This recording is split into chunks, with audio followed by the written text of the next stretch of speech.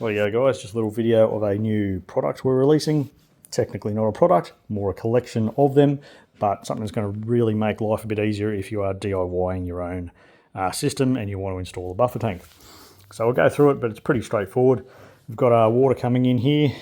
You'd be running 3/4 hose. Very much worth running 3/4. If you're running 1/2 inch, just don't. Just run 3/4. Coming into your tank there, this is your tank fitting. So you'd install this nut either side of your tank with the seal either side. And on the inside of your tank, you're going to have this float valve here. When water reaches that level, that float valve is going to turn off and on so that your tank doesn't overflow if you've got really good pressure in, or if you're just not using the machine for a period of time.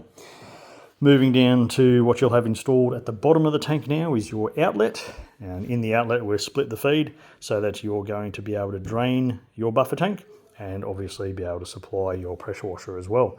So I think it's really important to be able to easily drain your buffer tank. Makes life more convenient, not having to cart around lots of water when you don't need to.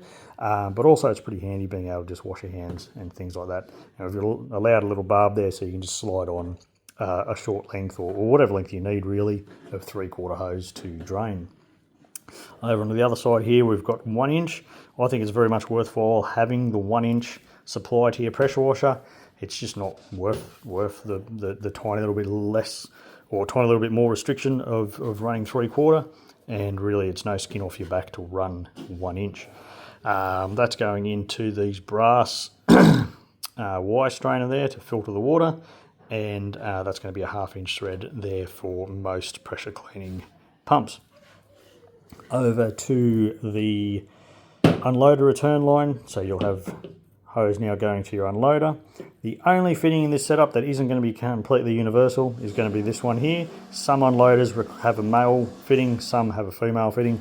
We've gone with this one to suit the K1 unloaders. I think, well, they're the ones that we encourage people to use, and they're a pretty popular option.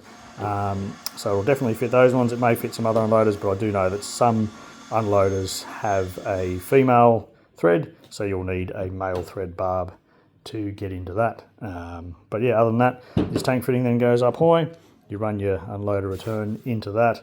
Also included all the hose clamps that you're going to need for these fittings, and of course a bit of thread tape so you can seal them all up.